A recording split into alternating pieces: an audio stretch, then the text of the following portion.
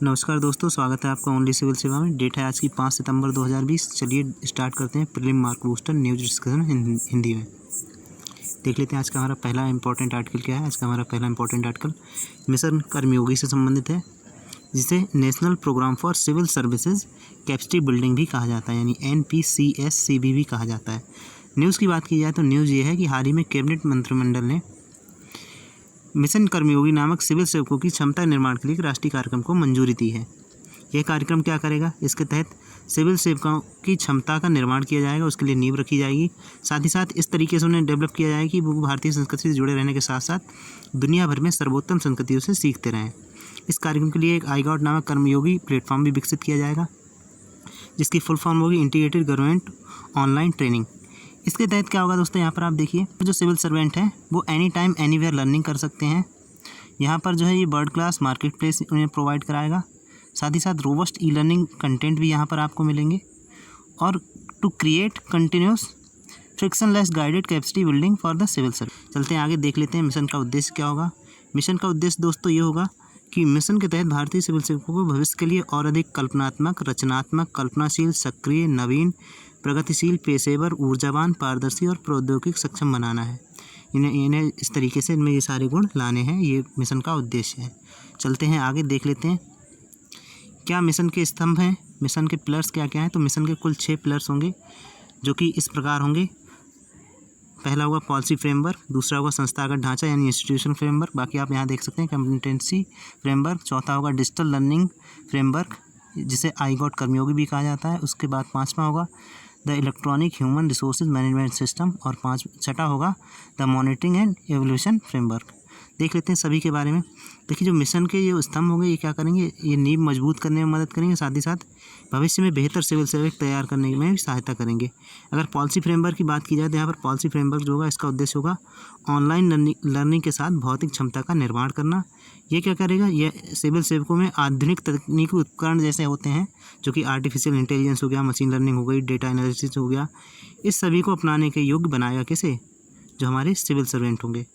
अगर बात करें संस्थागत ढांचे की, तो इसमें क्या होगा, NPCSCB का जो संस्थागत ढांचा होगा वो जवाबदेही और पारदर्शिता पर आधारित होगा। इसे हम लोग आगे डिस्कस करेंगे। देख लेते हैं बाकी स्तंभ।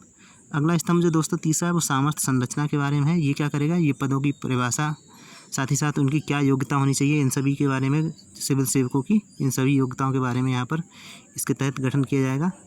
आगे जो अगर हमारा स्तंभ देखें तो वो कौन सा है, डिजिटल लर्निंग फ्रेमवर्क, जिसे iGOT भी कहा जाता है। इसकी अभी हमने फुल फॉर्म पीछे देख ली थी। तो इसके तहत लगभग 2.5 करोड़ सिविल सर्वर को क्या किया जाएगा, इनके लिए मजबूत ई लर्निंग सामग्री कहीं भी उपलब्ध होगी, कहीं भी और कहीं पर भी उपलब्ध होगी। साथ ही साथ इसका क्या कार्य होगा, ये कार्य आवंटन के लिए, कार्य असाइनमेंट के लिए कर्मयोगी प्लेटफॉर्म पर किया जाएगा। ठीक है, जो कर्मयोगी प्लेटफॉर्म है उस पर ये सारा कार्य किया जाएगा। अगला हमारा जो पिलर है वो विद्युत मानव संसाधन प्रबंधन प्रणाली के बारे में है।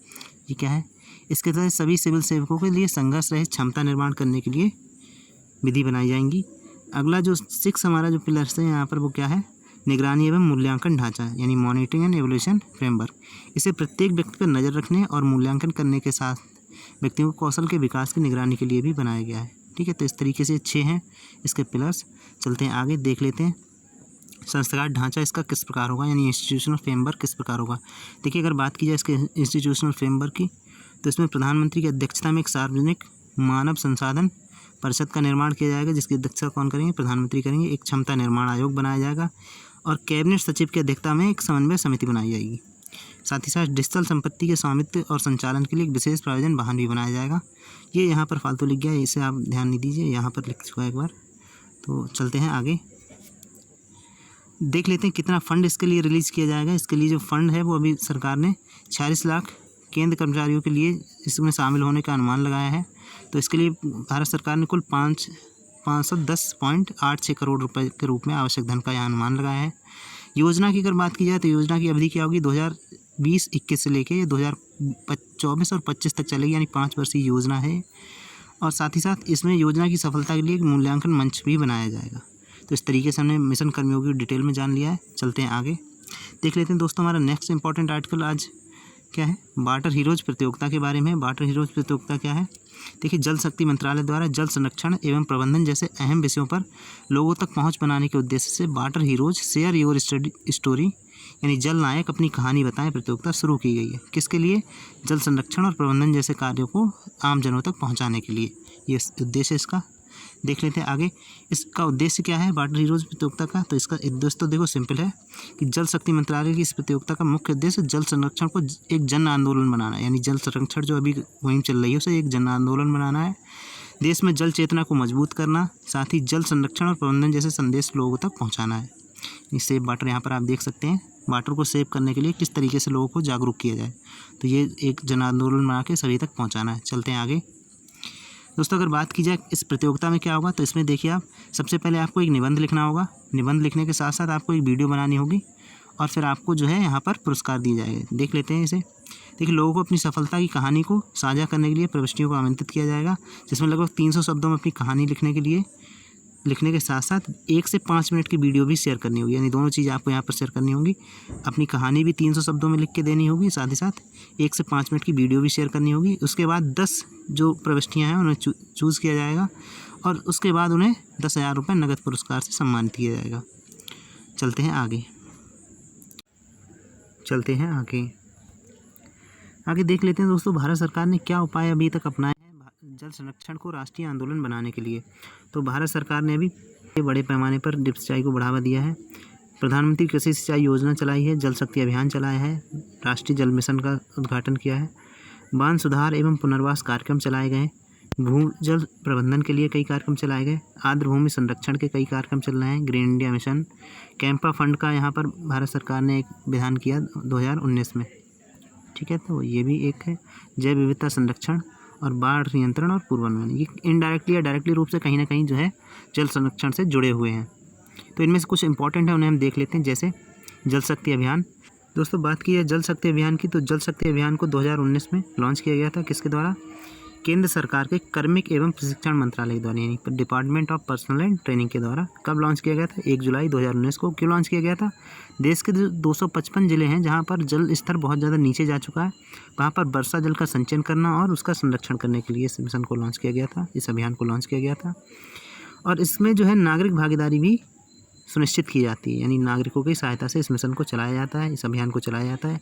अभियान के प्रमुख उद्देश्यों की बात करें तो पारंपरिक जल निकायों का कायाकल्प करना, यानी तालाब कुएं वगैरह इनका कायाकल्प करना, जल निकायों से अतिक्रमण हटाना, साथ ही साथ झीलों और तालाबों की डिसिल्टिंग करना। डिसिल्टिंग का मतलब होता है दोस्तों गाद हटाना, यानी जो भी तलहटी में जो भी गाद, ईंट पत्थर वगैरह जो भी जम गए हैं तालाब की या झीलों की, तो उसे निकालना, उसे कहते हैं डिसिल्टिंग। और इनलेट और आउटलेट का निर्माण और सुदृढ़ीकरण करना यहाँ पर। तो ये जो था जल शक्ति अभियान के बारे में हमने जाना। आगे हम लोग जान लेते हैं प्रधानमंत्री कृषि सिंचाई योजना के बारे में, यानी PMKSY के बारे में। तो इसे लॉन्च किया गया था 2015-16 में। इसे पर ड्रॉप मोर क्रॉप के नाम से भी जाना जाता है, यानी पर ड्रॉप मोर क्रॉप योजना कहा जाता है। बस 2020-21 के लिए इस योजना के लिए कितना फंड जारी किया गया है? 4,000 करोड़ रुपए यहाँ पर आवंटित किए गए हैं। कार्यक्रम के अगर उद्देश्य की बात की जाए तो सिंचाई के अंतर्गत खेती का विस्तार करना, एक्वीफर्स को रिचार्ज करना, अभी हम लोग जानेंगे आगे एक्वीफर्स क्या होते हैं, और जल संरक्षण के उपायों को लागू करना इस कार्यक्रम के मुख्य उद्देश्य हैं। दोस्तों एक्वीफर्स को जान लेते हैं हम लोग क्या होता है। देखिए, एक्वीफर्स जो होता है धरती के भीतर मौजूद एक ऐसी संरचना होती है जिसमें मुलायम चट्टानें, छोटे छेद, छोटे छोटे पत्थर, चिकनी मिट्टी, गाद, इनके भीतर भारी मात्रा में पानी जमा रहता है। कहने का अर्थ ये है, देखिए इस तरीके से आप समझ सकते हैं, यहाँ पर मिट्टी होगी ऊपर, तो इसके नीचे कुछ लेयर्स होती हैं पानी की, फिर एक क्या होता है, फिर एक सॉइल की लेयर होती है, फिर वाटर की लेयर होती है, फिर सॉइल की लेयर होती है, फिर वाटर की। तो इन्हें एक एक्वीफर्स कहा जाता है। ठीक है, ये जो यहाँ पर आपको दिख रहे हैं ये एक्वीफर्स होते हैं। जब बारिश होती है तो ये रिचार्ज होते रहते हैं, तो कभी कभी क्या होता है ये रिचार्ज होना बंद हो जाते हैं, यहाँ पर गाद वगैरह जम जाती है, तो उसको रिचार्ज करने के यहाँ पर उपाय जो हैं इस योजना में किए गए हैं। चलते हैं आगे दोस्तों। नेक्स्ट हमारा इंपॉर्टेंट आर्टिकल बिम्स्टेक के बारे में। क्या कंटेस्ट है? कंटेस्ट तो देखो सिंपल है, भारत ने अभी बिम्स्टेक की बैठक में भाग लिया। आउटकम क्या निकले इस बैठक में? आउटकम ये निकले कि वर्तमान कोविड-19 की चुनौतियों से निपटने के लिए सदस्य देशों के बीच सहयोग के विस्तार करने पर चर्चा की गई यहाँ पर। ठीक है, तो हम लोग जल्दी से जान लेते हैं बिम्स्टेक के बारे में। बिम्स्टेक एक इम्पॉर्टेंट ऑर्गेनाइजेशन, तो इसके बारे में एग्जाम में पूछा जा सकता है। तो बिम्स्टेक की फुल फॉर्म की अगर बात की जाए तो बिम्स्टेक की फुल फॉर्म है bay of Bengal initiative for multi sectoral technical and economic corporation. ठीक, तो इसकी लंबी सी इसकी ये फुल फॉर्म है, आप इसे देख लीजिए। हिंदी की अगर बात करें तो बंगाल की खाड़ी बहु क्षेत्रीय तकनीकी और आर्थिक सहयोग उपक्रम, ये इसका सिंबल है। स्थापना हुई थी इसकी दोस्तों 1997 में बैंकॉक घोषणा के तहत। देखिए किसी भी ऑर्गेनाइजेशन की स्थापना बहुत ज़्यादा इंपॉर्टेंट होती है, और अगर वो किसी डिक्लेरेशन के जरिए हो रही तो वो और ज़्यादा इंपॉर्टेंट हो जाती, तो आप इसे अच्छे से याद रखिए। उद्देश्य की बात की जाए कि इसकी स्थापना का उद्देश्य क्या था, तो इसकी स्थापना का उद्देश्य था तीव्र आर्थिक विकास, सामाजिक प्रगति को बढ़ावा देना और साझा हितों के मुद्दों पर समन्वय स्थापित करने के लिए सदस्य देशों के बीच सकारात्मक वातावरण बनाना। तो उद्देश्य तो देखो सिंपल था। आरंभ में इसमें केवल 4 सदस्य देश थे। कौन कौन से थे? जैसे बांग्लादेश, इंडिया, श्रीलंका, थाईलैंड थे। तो इसका नाम जो था बिस्टेक था। तो ये आपको याद रखना है, पूछा जा सकता है बिस्टेक किसका नाम था। तो बिम्स्टेक का पूर्ण नाम बिस्टेक था, यानी Bangladesh, India, Sri Lanka, Thailand economic corporation. ठीक है, तो भारत जो है आपको याद रखना है, भारत संस्थापक देशों में से है बिम्स्टेक की, जिसका पहले नाम क्या था? बिस्टेक। अगर बात की जाए वर्तमान में कितने मेंबर्स हैं, तो वर्तमान में Bangladesh, Bhutan, India, Nepal, Thailand, Myanmar और श्रीलंका इसके मेंबर्स हैं। कुल मिला के इसके 7 सदस्य देश हैं। चलते हैं आगे दोस्तों। अगर बात की जाए बिम्स्टेक, तो बिम्स्टेक में जो भी सदस्य देश हैं इनकी कुल वैश्विक जनसंख्या का 22% भाग इन देशों में रहता है, और कुल मिला के 2.8 ट्रिलियन अमेरिकी डॉलर का सकल घरेलू उत्पाद है बिम्स्टेक का। बिम्स्टेक और भारत की बात की जाए तो बिम्स्टेक को भारत जीवंत मंच बनाने पर जोर दे रहा है, क्योंकि पाकिस्तान से सहयोग से चलते सार्क के तहत अभी कोई भी पहल आगे नहीं बढ़ रही है। तो भारत चाहता है बिम्स्टेक जो है एक अच्छा सा मंच बने भारत के लिए। भारत के अनुसार बिम्स्टेक जो है वो ईस्ट और नेबरहुड फर्स्ट की जो नीतियां हैं भारत की प्रमुख विदेशी नीति, उनके तहत भारत जो है एक स्वाभाविक विकल्प मानता है बिम्स्टेक को। एक्ट ईस्ट और नेबरहुड फर्स्ट वाली जो नीति है भारत की विदेशी नीति, इनके तहत भारत जो है लाओस और वियतनाम जैसे अन्य दक्षिण पूर्व एशियाई देशों से भी ज़मीन से जुड़ सकेगा, अगर वो बिम्स्टेक को एक अच्छा मंच बनाने में कारगर होता है तो। चलते हैं आगे दोस्तों। नेक्स्ट हमारा इंपॉर्टेंट आर्टिकल AK 203 के बारे में है। कंटेस्ट की बात की जाए तो कंटेस्ट सिंपल है। भारत और रूस के बीच में अभी रक्षा मंत्रियों की बैठक चल रही है। तो उसमें क्या हुआ, भारत और रूस के बीच एक समझौता हुआ, जिसके तहत अब AK 203 राइफल्स का निर्माण जो है वो भारत में किया जाएगा। किसके तहत? मेक इन इंडिया प्रोजेक्ट के तहत किया जाएगा। और भारत में ये कहाँ किया जाएगा इसका निर्माण? कोरबा ऑर्डिनेंस फैक्ट्री में किया जाएगा, जो कि यूपी में है। अभी हम लोग आगे उस पर चर्चा करेंगे। देखिए इस तरीके से ये होती है AK 203 असॉल्ट राइफल। ये राइफलें AK-47 का नवीनतम और सबसे उन्नत संस्करण है। यानी अगर आपसे पूछा जाए AK 203 किसका नवीनतम संस्करण है, तो ये AK-47 जो राइफल पुरानी थी उनका नवीनतम यानी अपडेटेड वर्जन है।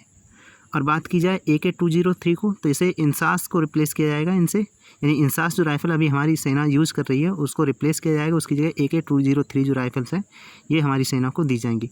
इंसास का अगर फुल फॉर्म देखें तो इंडियन स्मॉल आर्म सिस्टम। ये 5.56 × 45 mm की असॉल्ट राइफल्स हैं। भारतीय सेना को लगभग कितनी राइफल्स की ज़रूरत है? 7,70,000 AK 203 राइफल्स की आवश्यकता है, जिनमें से 1 लाख राइफल तो आयात की जाएंगी। शेष कहाँ बनाई जाएंगी? शेष भारत में बनाई जाएंगी। कहाँ? यूपी की कोरबा ऑर्डिनेंस फैक्ट्री में। तो इन राइफल्स का निर्माण जैसा कि आपको अभी मैंने बताया कहाँ किया जाएगा? कोरबा ऑर्डिनेंस फैक्ट्री में किया जाएगा, उत्तर प्रदेश में। इसका उद्घाटन कब हुआ था? 2019 में किया गया था भारत के द्वारा। बात की जाए इसकी लागत की, तो इसकी लागत तो देखो $1,100 है, यानी $1,100 है, जिसमें प्रौद्योगिकी हस्तांतरण भी शामिल है। इंसास को क्यों हटाया जाएगा? देखिए इंसास हिमालय में उच्च ऊंचाई पर इनकी जो मैगजीन होती है वो क्रैक हो जाती है और जैम हो जाती है, ये समस्याएं आती हैं इंसास में, इसलिए इंसास को रिप्लेस किया जाएगा AK 203 से। हो सकता है आपको ऑप्शन में ऐसे भी दे दें AK 203 को किसकी जगह यूज़ किया जाएगा, या फिर ऐसे पूछा जा सकता है इंसास राइफल को किसकी जगह, इंसास राइफल की जगह किससे यूज़ किया जाएगा। तो ये आप देख सकते हैं यहाँ पर, ये इंसास राइफल, इसे रिप्लेस किया जाएगा किससे? जो अभी हमने पीछे देखा, किससे? इससे, ये जो हमारी AK 203 है। चलते हैं आगे। देखिए ये जो अभी डिसीजन लिया गया है तकनीकी और सैन्य सहयोग के लिए अंतर सरकारी आयोग की मीटिंग के जरिए लिया गया है। ये क्या होता है? देखिए इसकी स्थापना की गई थी सन 2000 में। वर्तमान कार्य क्या है इसका? वर्तमान कार्य है इस आयोग का वर्तमान में चल रही जितनी भी परियोजनाएं हैं इनकी स्थिति की समीक्षा और चर्चा करने के लिए भारत और रूस में बैठक करवाना। अगर अन्य कार्यों की बात की जाए तो इसका अन्य कार्य है T-90 जो टैंक है हमारे, और Su-30 MKI विमान जो हैं इनका स्वदेशी उत्पादन की देखभाल करना। साथ ही साथ दूसरा इसका अन्य कार्य क्या है? MiG-29 विमानों तथा मल्टी बैरल रॉकेट लॉन्चर स्मर्च की आपूर्ति की देखरेख करना। देखिए ये जो ऊपर के टैंक और ये विमान Su-30 MKI विमान ये भारत में बनते हैं, जबकि MiG-29 और जो स्मर्च मल्टी बैरल रॉकेट लॉन्चर है ये कहाँ बनता है? रशिया में। तो इनकी आपूर्ति को देखना दोनों को, ठीक है, ये इसके मुख्य कार्य हैं। निर्माण के समय मुख्य उद्देश्य इसका क्या था? जब ये बना था सन 2000 में तो इसका मुख्य उद्देश्य था मजबूत संयुक्त अनुसंधान करना, डिजाइन विकास करना, अत्याधुनिक सैन्य उपकरणों को प्लेटफॉर्म की स्थापना करना। और ब्रह्मोस क्रूज मिसाइलें जो हैं इसका सबसे अच्छा उदाहरण है इस आयोग का। ठीक है, तो ये हमने जाना इसके बारे में। चलते हैं आगे, देख लेते हैं दोस्तों आज का हमारा क्विक रिवीजन क्या है। क्विक रिवीजन में हमें कुछ स्टेटमेंट दिए गए हैं, हमें बताने ये ट्रू है या फॉल्स है। पहला स्टेटमेंट हमारा, बिम्स्टेक की स्थापना सन 2000 में की गई थी और किसके जरिए की गई थी? बैंकॉक घोषणा के जरिए की गई थी। और दूसरा स्टेटमेंट इसी में दे रहे हैं कि भारत 2007 से बिम्स्टेक का सदस्य है। तो पहला स्टेटमेंट तो इसलिए रहा होगा क्योंकि इसकी स्थापना 1997 में हुई थी, ना कि सन 2000 में हुई थी।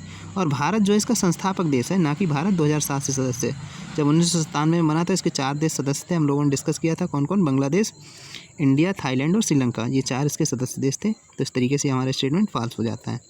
दूसरा स्टेटमेंट है दोस्तों, मिशन कर्मयोगी के 6 स्तंभ होंगे। कार्यक्रम के लिए एक आई गॉट कर्मयोगी प्लेटफॉर्म स्थापित किया जाएगा, बिल्कुल सही स्टेटमेंट है। कार्यक्रम के अंतर्गत प्रधानमंत्री की अध्यक्षता में सार्वजनिक मानव संसाधन परिषद का गठन किया जाएगा। इसके तीनों स्टेटमेंट सही हैं, तो इस तरीके से हमारा स्टेटमेंट ट्रू हो जाता है। नेक्स्ट स्टेटमेंट है दोस्तों, AK-203 इजराइल निर्मित एक राइफल है। दूसरा स्टेटमेंट सीरीज में देना है, इसका निर्माण इनका निर्माण जो है कोरबा ऑर्डिनेंस फैक्ट्री यानी उत्तर प्रदेश में किया जाएगा। देखिए पहला स्टेटमेंट इसलिए फॉल्स है क्योंकि यहाँ पर इजराइल है, जबकि हम लोगों ने अभी डिस्कस किया ये किसकी राइफल है? रसिया की। ठीक है, तो ये रसिया की राइफल है, तो इस तरीके से पहला स्टेटमेंट फॉल्स हो जाता है। तो ये हमारा पूरा स्टेटमेंट क्या हो जाएगा? फॉल्स हो जाएगा, जबकि इसका सेकंड स्टेटमेंट सही था। फोर्थ जो दोस्तों स्टेटमेंट है वो क्या है कि वाटर हीरोज़ प्रतियोगिता जो है जल शक्ति मंत्रालय द्वारा शुरू की गई। तो ये तो देखो सिंपल है, वाटर से रिलेटेड है तो जल शक्ति मंत्रालय द्वारा ही शुरू की गई होगी, तो ये ट्रू हो जाता है हमारा स्टेटमेंट। लास्ट जो हमारा स्टेटमेंट है, भारत और रूस के बीच 2020 में तकनीकी और सैन्य सहयोग के लिए अंतर सरकारी आयोग का गठन किया गया था, बिल्कुल सही स्टेटमेंट है। इसका वर्तमान में चल रही जो भी परियोजना है इनकी समीक्षा एवं चर्चा है, दोनों देशों की बैठक करवाना, बिल्कुल सही स्टेटमेंट है, हमने बिल्कुल लास्ट में से डिस्कस किया। तो दोस्तों ये थी हमारी आज की डिस्कशन। अगर आपको ये अच्छी लगी तो आप इसे लाइक कीजिए, साथ ही साथ हमारे चैनल को सब्सक्राइब करके बेल आइकन जरूर दबाइए। और अगर आप इस वीडियो की PDF फाइल डाउनलोड करना चाहते हैं तो आप हमारे टेलीग्राम चैनल को भी ज्वाइन कर सकते हैं, जिसकी लिंक आपको डिस्क्रिप्शन में मिल जाएगी। अगर आपको ये वीडियो अच्छी लगी तो आप इसे ज़रूर से लाइक कीजिए और हमारे चैनल को सब्सक्राइब कर लीजिए, ताकि आपको डेली पब्लिश होने वाले प्रीलिम मार्क बूस्टर की वीडियो आपको मिलती रहे। और प्रीलिम मार्क बूस्टर डेली 8 से 10 बजे के बीच में शाम को अपलोड किया जाता है। Thank you very much for watching.